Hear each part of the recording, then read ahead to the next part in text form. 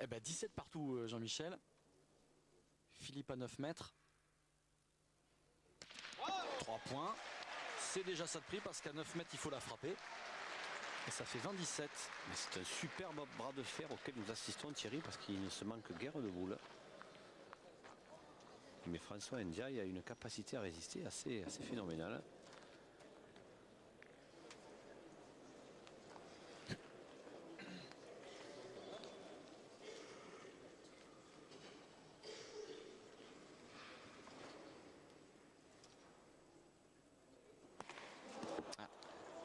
Ah, il a frappé juste pas droit, ou alors au pied, je sais pas, mais il y a quelque chose qui l'a complètement dévié. Tombé sur le tube métallique d'à côté, je crois. Ah, il est pas droit, c'est ça. Il y a 20-17. On va changer d'atelier maintenant. Atelier numéro 3. Alors c'est peut-être un des plus compliqués parce que...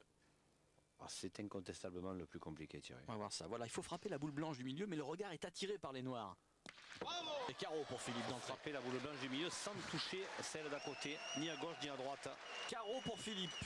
Regardez, hop, et il passe au-dessus avec un petit peu de réussite quand même. Alors vous vous rendez compte que s'il avait fait carreau mais qu'il ait touché la noire, c'est-à-dire qu'elle ne soit pas passée au-dessus, ça n'aurait été qu'un point. Et là c'est 5 points. Alors c'est vrai que la différence est énorme, donc il faut aussi un peu de réussite, et parce qu'il n'a pas fait exprès quand même de passer la boule au-dessus. C'est un petit peu de réussite, mais bon, il a quand même frappé la boule blanche toute seule. Ah, il a touché la noire d'abord, 0. Ouais.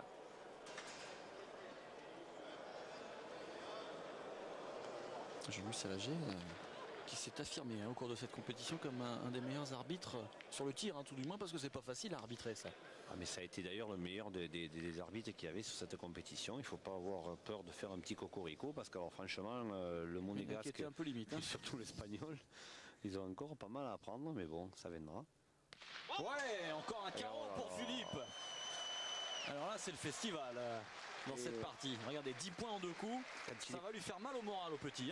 Quand il est comme ça, il est injouable, Kenté, parce qu'il n'y a que lui quasiment capable de faire 2 carreaux comme ça sur ce boulot du milieu. Croyez-moi, c'est l'atelier le plus difficile, sans aucun problème. Il n'y a qu'à le demander à tous les joueurs. C'est assez phénoménal ce qu'il est capable de faire. Allez, pour revenir au contact, Ndiaye.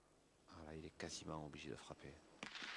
Ah, il a frappé, mais il a touché la noire, donc un point. Ça ne comptera qu'un point, vous vous rendez compte. C'est dur de frapper cette boule seule. Alors, il frappe bien la blanche avant, comme on le lui a demandé, mais le problème c'est qu'à la sortie, il touche aussi la noire. Parce qu'il n'y a pas énorme comme espace. Il n'y a pas énorme du tout.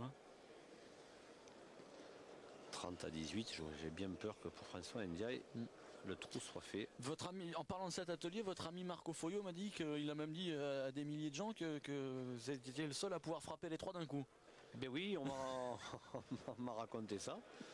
Ben écoutez, je sais pas moi, et c'est vrai que Marco a certainement plus d'aptitude pour frapper que la blanche seule et pas moi. Il a certainement raison.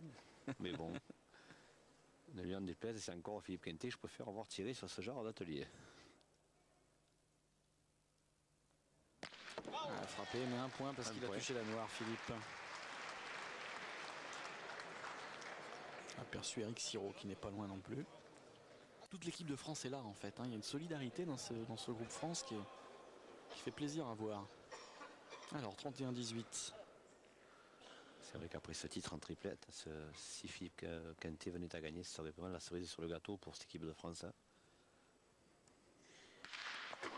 Un noir seul, ce sera 0. Oui. Ah, il a tiré là, il a du mal à aller au milieu. Ça fait 3 fois qu'il frappe celle de droite.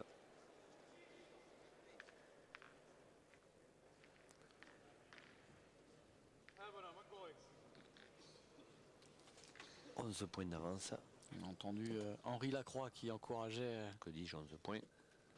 13 points d'avance. Ça va être difficile.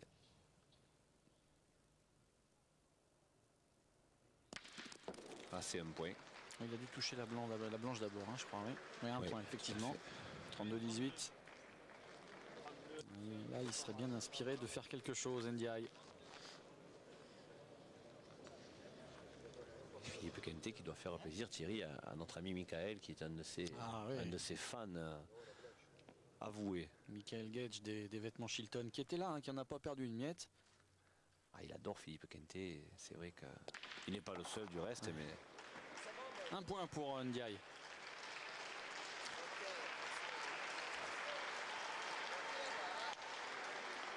eh oui, mais à coup de 1 point, il va avoir du mal à revenir, le petit Sénégalais là. Faut sortir la machine à carreaux un peu là.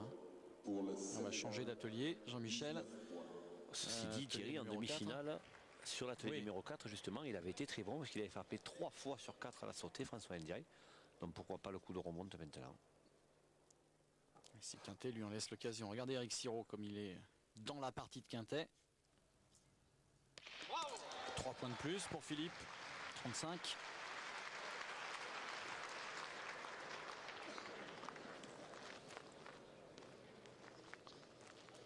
Il est d'une précision diabolique.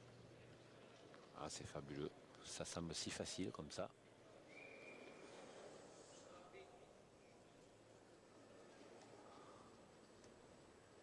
Il ne s'avoue pas vaincu, François Ndiaye. La noire d'abord, 0. Ah, c'est ça. Ça va être dur. Hein.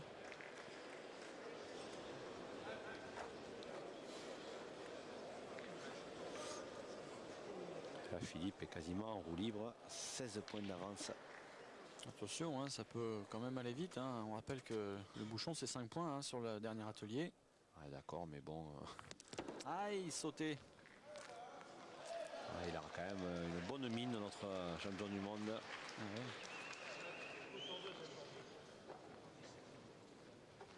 Il va falloir lui trouver un maillot à sa taille parce que fait d'international, ils lui ont sorti un maillot minime pour la triplette. C'était un peu difficile. Hein. Et l'an passé à Faro aussi. C'était un maillot cadet.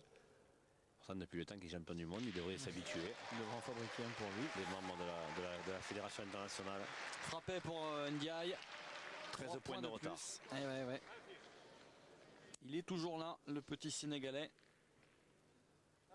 Ah, il y croit toujours. Hein. Et oui, mais il a raison d'y croire. Philippe est à 9 mètres dans ce 4e et avant-dernier atelier.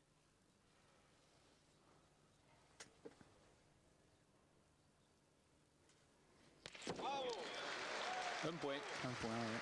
Ah oui, maintenant, il reste encore.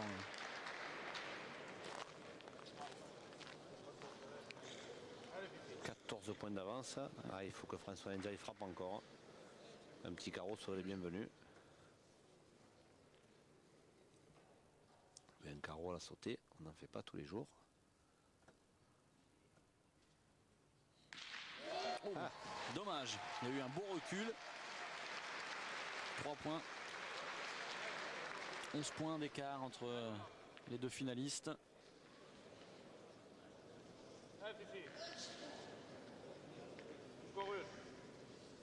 Alors là, cette fois, nous sommes à 9 mètres. Hein. Qui est pour le moment 2 bouchons d'avance. Juste sauter cette boule. Et c'est pas possible, Mendy, mais si, c'est possible. Le tout sous les yeux et le regard averti, je l'ai aperçu, de notre confrère Gilbert Lett de France Pétanque, qui n'en perd pas une miette. Ah oui, d'autant que Gilbert Lett, je crois que c'est le 5 janvier 2002 à Nîmes, aux arènes de Nîmes, avec ses amis Jeannot Ortega et René Macari, va organiser les premiers Oscars de la pétanque. Oui. C'est une excellente idée, originale. Et en outre, ils organiseront un concours de tir. Donc c'est vrai qu'il prend note. Notre ami de France Pétanque. On aura l'occasion d'en reparler. Frappe simple, un point. Ah, il est malchanceux là, François Ndiaye. François Ndiaye qui à l'issue de ce 4e atelier revient à 10 points. C'est pas énorme, c'est 2 bouchons. 2 bouchons pour revenir à égalité. Mais par contre, Philippe Quintet qui a la possibilité de battre le record du monde s'il venait à frapper les 4 bouchons, Thierry. Ah oui. La France, 36. Et c'est possible, il l'a fait l'an dernier à Faro. Et il a fait en quart de finale contre Calais de la Cale. Un bouchon qui est sorti 5 points, un bouchon touché 3 points.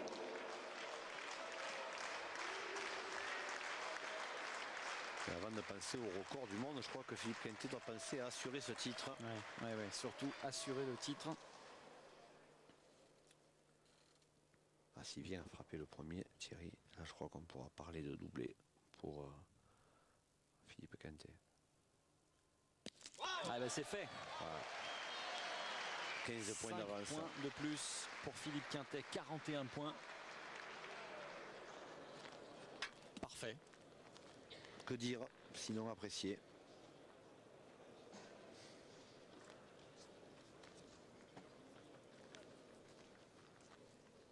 Alors, François Ndiaye. Attention, il les a frappés en demi aussi face à Claudie. Et... Alors là, si Philippe Quintet maintenant, à partir de maintenant, frappe un seul bouchon, il est champion du monde de Thierry. Et ben comme à la triplette, il a frappé gagné encore une fois. Et là, il a 3 boules, là. Une à 7, une à 8, une à 9 mètres. Et malgré ce, il faudrait encore que François Ndiaye frappe les 3 bouchons pour revenir à égalité. Voilà, franchement, c'est quand même bien parti pour le Français.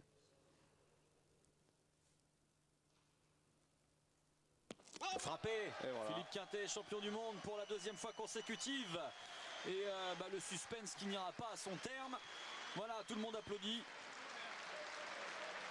Et ben un maillot arc-en-ciel de plus dans la vitrine. C'est un phénomène, Thierry. Que dire de plus? Il n'a que 34 ans. Extraordinaire. Oui, c'est son 8e titre champion du monde. Félicité par Henri Lacroix, ça c'est une belle image. Ah ouais, c'est peut-être les 2 meilleurs joueurs actuels que l'on puisse avoir sur notre territoire, Thierry. Alors attention, pour la forme quand même, on va aller au bout de cette finale. Frappé pour Ndiaye.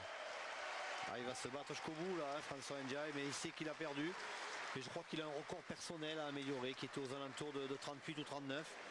Donc s'il vient à frapper les 2 derniers bouchons, il battrait son record personnel. Donc le jeu en vaut la chandelle. Et puis pour le spectacle. Et Thierry, et Philippe Quintet, lui, c'est pour le record du monde s'il frappait les 2 derniers. Exactement. Ah non, c'est manqué. Il ne le battra pas. Il ne le battra pas puisqu'il était à 53 le record du monde. Oui, ça l'embête pas trop, j'ai l'impression. Il vaut pas trop les mettre trop haut les records, sinon après on n'arrivera plus à les battre. Alors François Ndiaye qui continue à être appliqué, c'est bien, bravo. C'est bien, il perd pas le fil, il reste dans sa finale.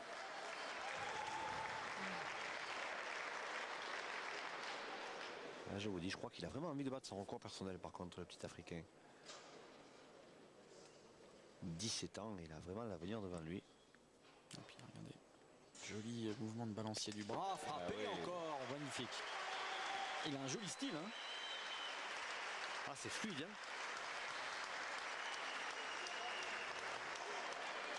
Je vais vous dire, Thierry, s'il n'aura pas inquiété le roi Quintet, il aura quand même forcé son admiration. Et puis il aura mérité sa place en finale, c'est beau. Il justifie sa victoire en demi-finale sur Claudie Webel. Frappé, mais je crois qu'il a touché la plasticine encore. Ouais. C'est pas grave, qu'il dit. Je le sens moins tendu qu'en demi-finale lorsqu'il a frappé le plastique aussi. Ah bon, vous croyez? Il avait touché, bien sûr, la plasticine. Allez, pour son record personnel, François Ndiaye. Il pourrait monter à 41, ça serait beau. Il est chouré finalement qu'à 5 points de Quintet. S'il vous plaît. C'est quand même une belle épreuve, Thierry, que ce concours de tir. Ouais, c'est magnifique. En 2e tour de qualif, il avait réalisé 36, François Ndiaye. Et seulement 30 au premier tour.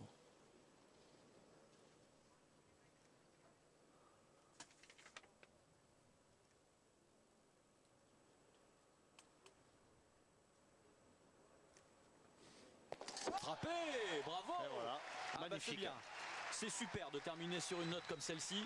Philippe Quintet est certes champion du monde pour la 2e fois consécutive, on l'a dit, mais François Ndiaye s'est bien battu, il a donné une belle image et il a prouvé surtout, Jean-Michel, qu'il a un potentiel extraordinaire, ce jeune Sénégalais. Il va falloir le suivre de près. S'il est bien encadré par la fédération sénégalaise, on pourrait le revoir à très très haut niveau, Thierry. Allez, magnifique. On va se quitter sur ces quelques images de la joie de Philippe Quintet et de tout le clan de l'équipe de France Quintet qu'on va retrouver tout de suite sur le podium des championnats du monde.